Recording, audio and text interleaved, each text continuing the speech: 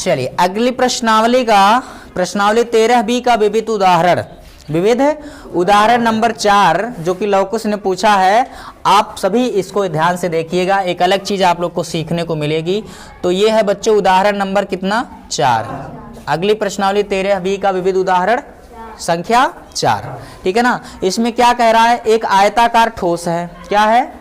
आयताकार ठोस है, उसके आधार का क्षेत्रफल कितना है 40 वर्ग सेंटीमीटर, है ना।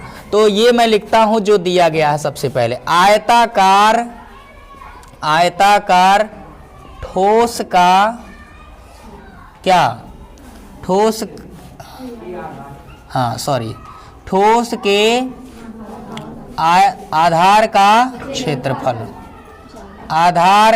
क्षेत्रफल, ठीक है ना। आधार का क्षेत्रफल किसी भी, ये जो फर्श है आधार है जिस पर आप लोग चेयर पे बैठे या क्या कहते हैं बेंच पे बैठे हुए हैं, इसकी लंबाई दे दिया जाए और इसकी चौड़ाई दे दिया जाए तो आप इस फर्श यानी आधार का क्षेत्रफल निकाल सकते हैं कि नहीं?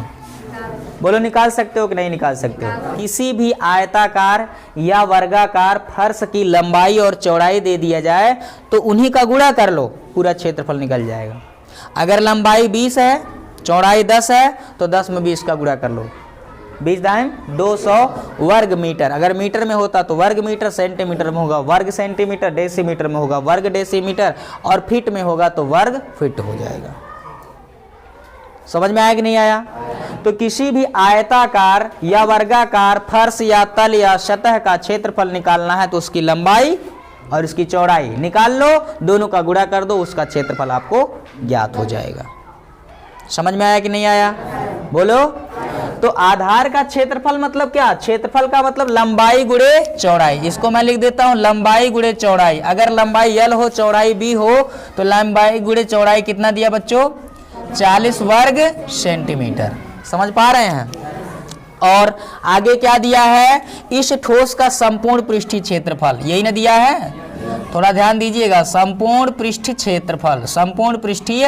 क्षेत्रफल जो कि कितना दिया है 268 वर्ग सेंटीमीटर, ठीक है ना। और क्या दिया है बच्चों? इसका आयतन। वेरी गुड, क्या दे दिया गया है? आयतन। कितना घन सेंटीमीटर? 280 घन सेंटीमीटर। समझ में आ गया? तो एक आयताकार ठोस है जिसके आधार का क्षेत्रफल 40 वर्ग सेंटीमीटर है, उसका संपूर्ण पृष्ठीय क्षेत्रफल 262 वर्ग सेंटीमीटर है। आपको उस आयताकार ठोस का क्या बताना है?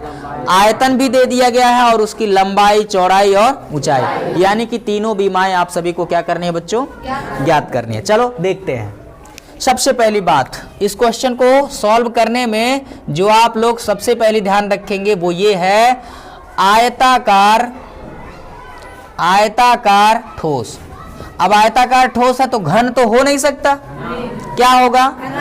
घना भी होगा। आयताकार ठोस का आयतन दिया है कितना? वहां पर देखिए लास्ट में 280 घन सेंटीमीटर।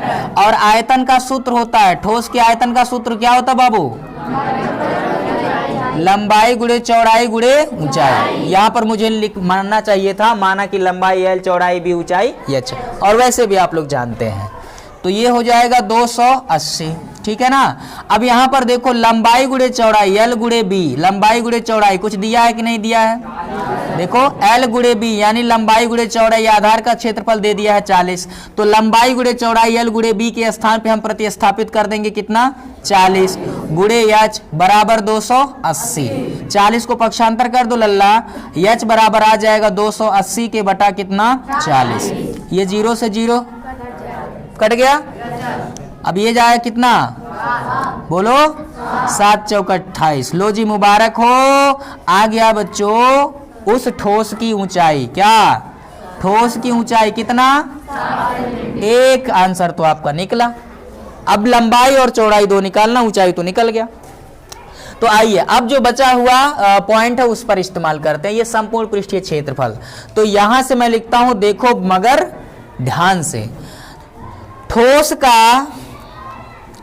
का संपूर्ण पृष्ठीय क्षेत्रफल, संपूर्ण पृष्ठ क्षेत्रफल, संपूर्ण पृष्ठ क्षेत्रफल कितना दिया बाबू? 262 वर्ग सेंटीमीटर। अब देखो आयताकार ठोस के संपूर्ण पृष्ठीय क्षेत्रफल का सूत्र आपको अगर याद है तो फिर बल्ले बल्ले, नहीं तो कल्ले से निकल ले। याद है? पक्का? घनाभ के संपूर्ण पृष्ठीय क्षेत्रफल होंगे बच्चों दो कोष्ठक में यल बी यानी यल गुणे B plus B H plus, बोलो ठीक है ना, बराबर 262। ये दो बेटे सबके गुणा में है, दो को पक्षांतर कर दो तो यहां पर बचेगा यल गुणे बी, समझ में आया, प्लस बी गुणे एच, आप चाहो तो एच का मान रख लो कितना 7 प्लस एच गुणे यल, एच का मान 7 गुणे यल, ठीक है ना। ये सब कोष्ठक के अंदर हो रहा है बराबर, ठीक है। एक काम और हमको करना चाहिए था, ये यल गुणे बी है ना, यल गुणे बी का मान कितना रख लेंगे 40, तो यहां मैं लिख देता हूं ये यल गुणे जो बी है उसका मान 40। ये दो को पक्षांतर किया तो बटे में 2, किसके बटे में 2? 262। समझ में आया बाबू? तो ये हो गया बेटा 40 प्लस 7 का बी में 7b प्लस 7 का यल में 7l बराबर 131, 131 दूना 262, ठीक है ना। तो ये आ जाएगा 131, छिच्छी क्या लिख रहे हैं सर, 131, ठीक है बाबू। ये 40 ले जाओ, ये 131 है प्लस 40 उस पार ले जाओ माइनस, बहुत अच्छे, ठीक है ना। यहां बच गया है 7b, चलो एक लाइन और सही, 7b प्लस 7l, समझ में आया कि नहीं आया? अब 131 में से 40 घटा दीजिए, बैठ जाओ, 131 में से 40 घटा दीजिए कितना? वेरी गुड, 91, 91, ठीक है ना। इनमें से 7 ले लो कॉमन, क्या होगा बच्चों? 7 यहाँ भी है यहाँ भी है, यानी 7 इन दोनों पदों का में से होगा, कॉमन होगा, 7 ले लीजिए बाहर तो आएगा b प्लस यल, होगा कि नहीं होगा? ये 7 को गुणा में आ गया, फिर पक्षांतर करो, ये 91 बटा 7 किसके बराबर आ गया है? b प्लस यल, b प्लस यल या यल प्लस b, कोई दिक्कत वाली बात? कह सकते 91, 13 सते 91, यानी कि आ गया है, यहां से लिखता हूं मैं, देखो मगर ध्यान से, यल प्लस b बराबर कितना आ गया बाबू? 13 सेंटीमीटर या 13 आ चुका है। अब ये एक चीज आप लोग को मिल गया, ठीक है ना।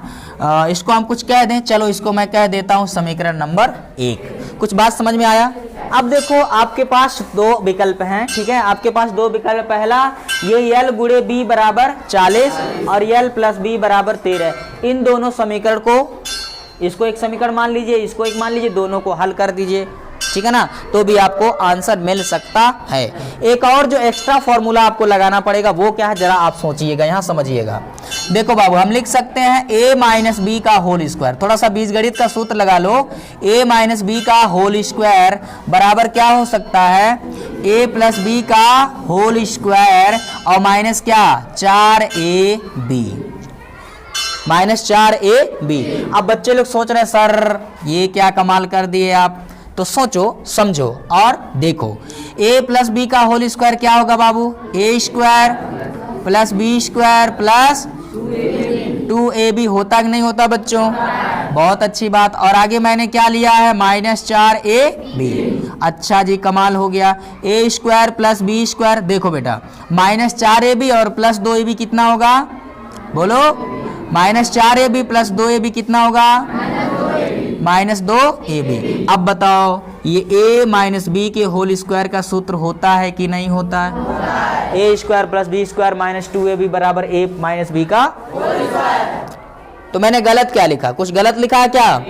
बस थोड़ा सा रूप बदल दिया, तस्वीर वही है, ठीक है ना, बोलो, थोड़ा सा रूप बदल दिया। तो हम लोग a माइनस बी के होल स्क्वायर को a square plus B square minus 2ab कहते हैं। इसको हम एक अलग रूप में ऐसा भी लिख सकते हैं बच्चों, इसको बहुत अच्छे से दिल दिमाग मन मस्तिष्क और रोम रोम में बसा लेना, ताकि बहुत आने वाले वक्त में फायदा मिलने वाला है। बोलो बात समझ में आया कि नहीं आया? सब लोग बोले समझ में आया? अच्छा जी, चलो तो इसको मिटा देता हूं, सिर्फ जो काम की चीज है उसको मैं रहने देता हूं, यानी कि ये समझ में आया। अच्छा जी, अब ए हम L मान लें और B को B मान लें, ठीक है ना। तो यहां पर क्या लिखा जा सकता है, देखो ये इस पेन से मैं लिखता हूं, यहां देखो जहां जहां A है वहां वहां L, जहां जहां B है वहां स्मॉल b, ठीक है ना। L माइनस B का होल स्क्वायर बराबर लिखा जा सकता है L प्लस B का होल स्क्वायर माइनस 4 L गुणे B। होगा कि नहीं होगा, हाँ कि ना होगा।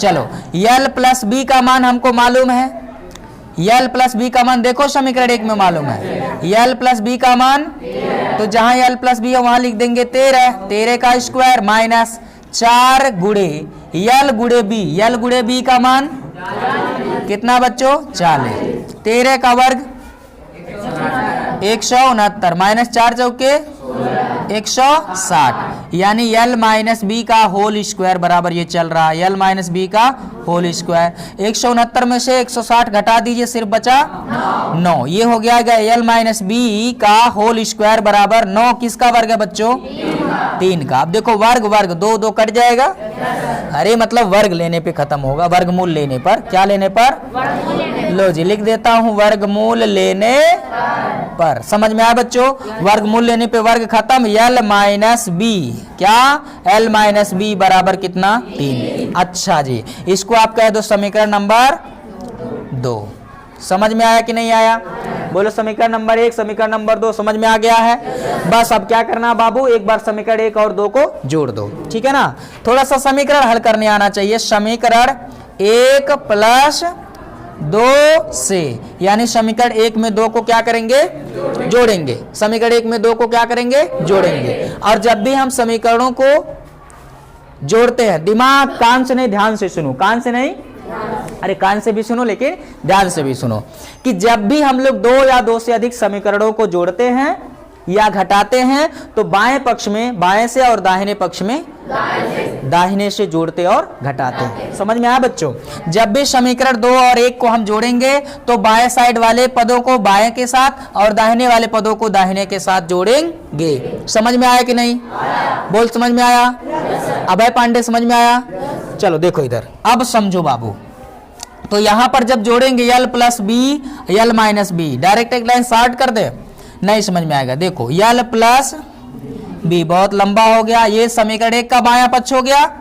अब इसमें हम जोड़ेंगे समीकरण 2 का बायां पक्ष L माइनस बी, बाएं साइड में बाएं को जोड़ दिया।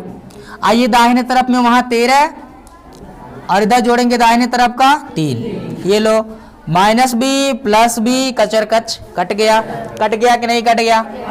देखो प्लस L कितना हो गया 2L बराबर 13 प्लस 3 16 हो गया। 2 को पक्षांतर करो, L बराबर 16 बेटा 2, कै दूना 16 8 दूना 16, यानी क्या आ गया कितना 8, क्या आ गया सेंटीमीटर में सब चल रहा था, तो ये L आ गया कितना बच्चों 8 सेंटीमीटर। लो जी एक बार पुनः मुबारक हो, जो आयताकार ठोस है उसकी लंबाई आ गई बाबू कितना 8 सेंटीमीटर।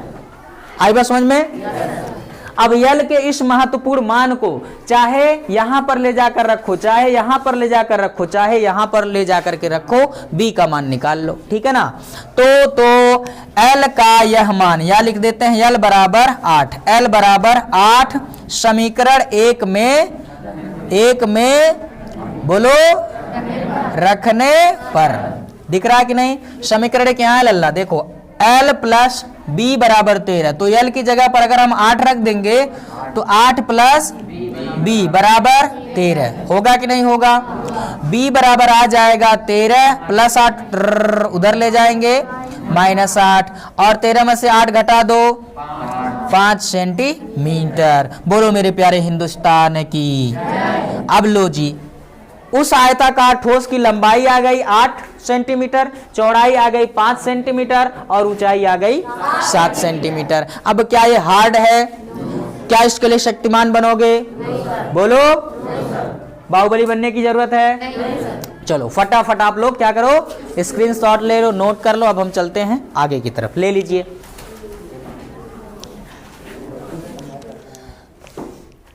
जैसा कि आप लोगों ने बताया, कुछ किताब में आप लोग पढ़े, उदाहरण जो दिया गया है वो क्या है कि हामिद हैं जो अपने घर के बाहर एक घन के आकार की टंकी बनवाते हैं। क्या करते हैं?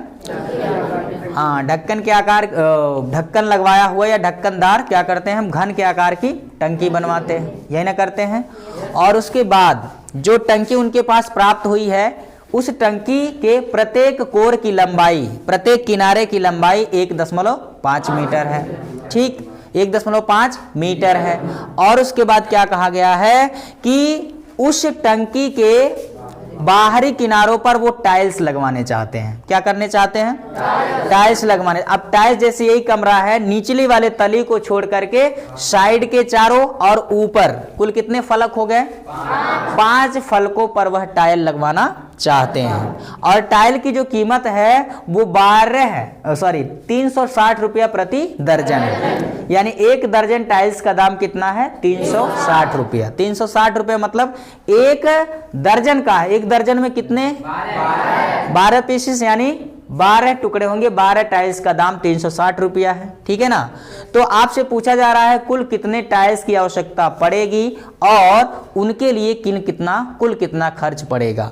तो चलिए आइए देखते हैं। सबसे पहले हम टंकी के आकार का जो है एक घन बना लेते हैं, जो कि इस तरह से होगा।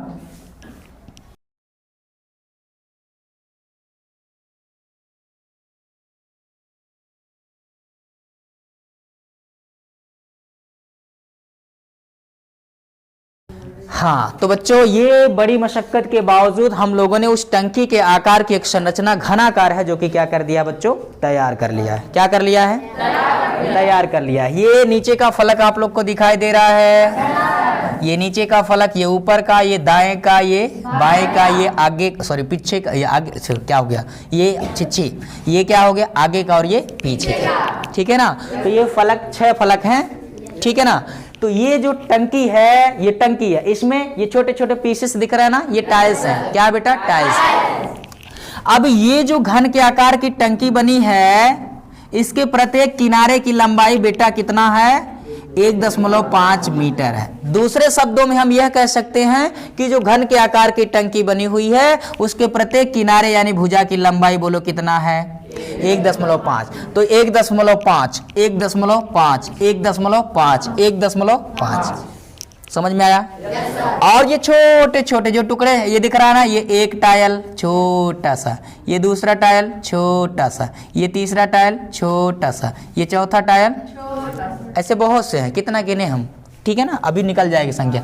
तो एक छोटा सा टाइल है बेटा, और टाइल के भुजा की जो लंबाई दी गई है ना, टाइल के भुजा की लंबाई 25 सेंटीमीटर। कितना बेटे? 25 सेंटीमीटर। बहुत अच्छी बात। अब समझो। सबसे पहले यहां मैं लिखता हूं घनाकार टंकी की भुजा। छिछी सर कितना गंदा लिखते हैं। घनाकार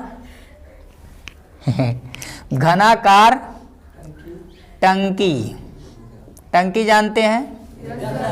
घनाकार टंकी की भुजा या कोर की लंबाई ए बराबर कितना बेटा?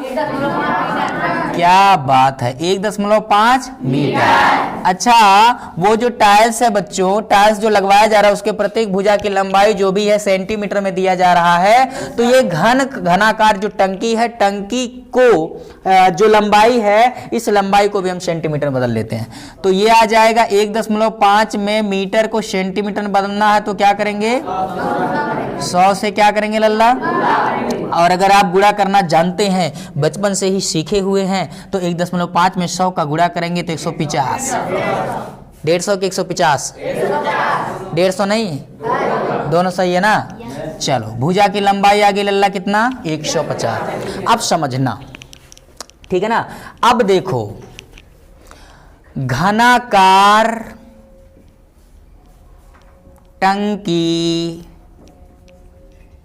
की नहीं का ऐसे देखो, एक बात याद रखना, ये नीचे तो टाइल्स लगवा नहीं रहा है। घनाकार टंकी का संपूर्ण पृष्ठीय क्षेत्रफल 6 गुणे भुजा गलत बोल रहे हैं क्या?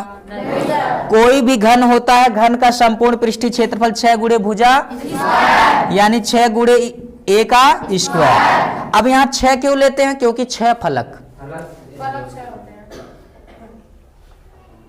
समझ रहे ना?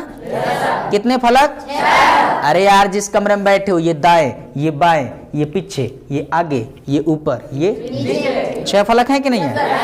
उसी तरह से इसमें भी 6 फलक होंगे, लेकिन टाइल जो लगवाया जा रहा है वो निचले वाले तल यानी फर्श पे नहीं लगवाया जा रहा। तो यहाँ 6 के बजाय बोलो क्या होना चाहिए? क्या? 5। यानी कि 6 के बजाय, ये 6 तब होगा जब घन का संपूर्ण पृष्ठीय क्षेत्रफल यानी टंकी का संपूर्ण पृष्ठीय क्षेत्रफल है तो 6 गुणे भुजा स्क्वायर। लेकिन बेटे एक फलक निचले तल को छोड़ दिया जा रहा है, तो मैं लिखता हूं घनाकार टंकी के 5। कितना? 5। क्यों 5 लिया? क्योंकि निचले वाला सतह छोड़ दिया गया, उसमें टाइल नहीं लगवाया जा रहा है। तो मैं लिखता हूं घनाकार 5 टंकी के फलक का पृष्ठीय क्षेत्रफल। क्या लल्ला?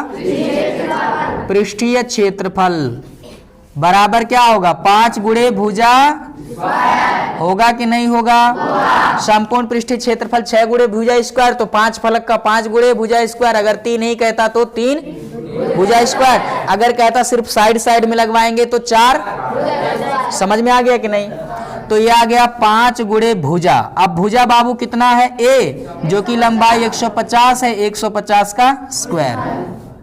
तो 5 गुणे 150 का स्क्वायर 150 गुणे 150। कोई दिक्कत है? चाहे ऐसे कर लो। 15 का स्क्वायर 200। चिच्ची सर कितना गंदा लिखते हैं। 15 का स्क्वायर 15 15 225। ठीक है ना? डबल जीरो का स्क्वायर, 1 जीरो का स्क्वायर डबल जीरो। समझ गए कि नहीं समझ गए? नहीं समझे क्या? नहीं समझे। 150 का स्क्वायर 150 गुणे 150। बोल कोई दिक्कत? ये सेंटीमीटर यहाँ पर आएगा, यहाँ सेंटीमीटर आएगा, स्क्वायर उसका क्या हो जाएगा? सेंटीमीटर का स्क्वायर। बोल, बात समझ में आया बाबू? अच्छा जी, एक टाइल देखो, ये जो टाइल लगा है, टाइल जो लगेंगे, टाइल के भुजा की लंबाई, वर्गाकार टाइल लगेंगे, उसके प्रत्येक भुजा की लंबाई 25 सेंटीमीटर है। तो मैं यहां लिखता हूं वर्गाकार कर लिखा रहा, वर्गाकार टाइल या टाइलों का पृष्ठीय क्षेत्रफल वर्ग का क्षेत्रफल क्या आएगा? भुजा स्क्वायर। अब बाबू भुजा कितना दिया है? 25। तो 25 का स्क्वायर 25 गुणे सेंटीमीटर गुणे सेंटीमीटर स्क्वायर। हिंदी में लिखें सर सेंटीमीटर स्क्वायर। बोल, बात समझ में आया? अब समझना बाबू, ये टंकी के 5 फलक का पृष्ठीय क्षेत्रफल है। कितने?